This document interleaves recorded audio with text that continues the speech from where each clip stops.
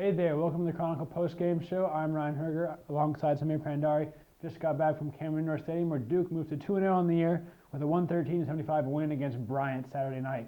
Now Samir, in contrast to Friday's season opening win against Siena, Duke shot the ball lights out from downtown tonight, especially Brandon Ingram, who had gotten off to a bit of a rocky start from deep early on in his Blue Devil career. He really opened up and showcased his full arsenal tonight.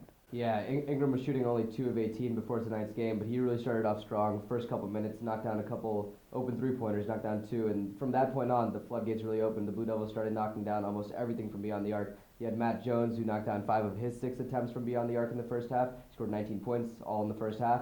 And you had the Blue Devils, they shot 8 of 11 as a team in the first half, and from 3. And that was really big and helped them get out to a solid lead in the first half. Yeah, you mentioned the play of Jones. You know, he scored all 19 points in the first half, his career high for him. But we didn't see much of him in the second half. Coach K said post-game he kind of decided to hold Matt out a little bit. He is dealing with the groin injury from exhibition play. Not really an injury concern at this point. Just wanted to make sure he's ready for Duke's big stretch run this coming week when you got Kentucky and Wisconsin, or Kentucky and VCU, and then potentially Wisconsin and Georgetown later down the road. So that's why we didn't see a whole lot of Matt Jones in the second half. At the same time, Samir, you had Grayson Allen, who followed up his 26-point performance in the opener with 28 points again tonight.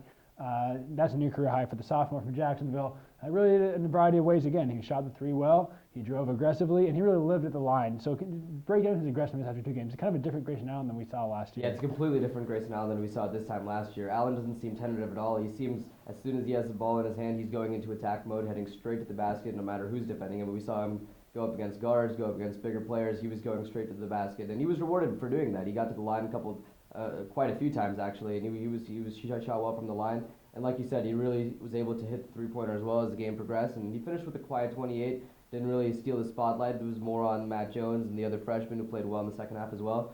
But Grayson continues to be a solid force for the Blue Devils, and he's starting to emerge as really the go-to option for the team. And it'll be interesting to see how that goes as the team progresses throughout the year. Yeah, you mentioned living at the line. He was 9 of 10 tonight, part of Duke's 29 free throw attempts and knocked down 22, which is always a great sign for the Blue Devils. Marshall Plumlee 6 of 8 from the line, finished with a solid game as well, especially on the defensive end, setting the tone with a couple big blocks and some active hands and some turnovers there.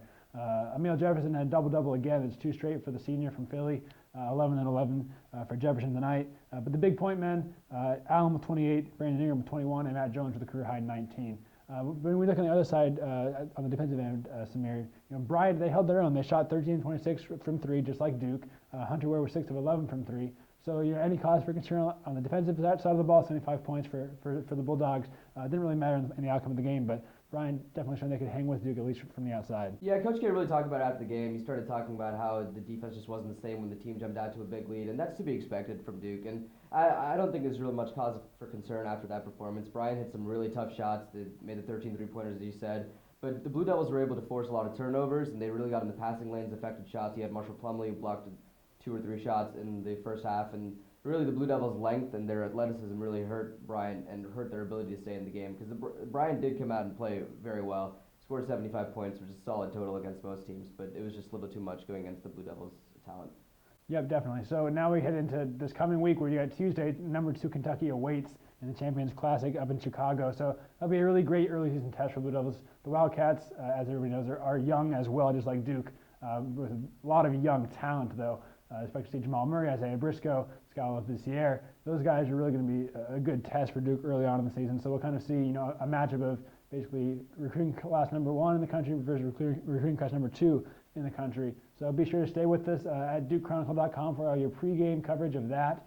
Duke against Kentucky Tuesday evening in Chicago. So for Samir Pandhare, I'm Ryan Hoerger. We'll see you guys later.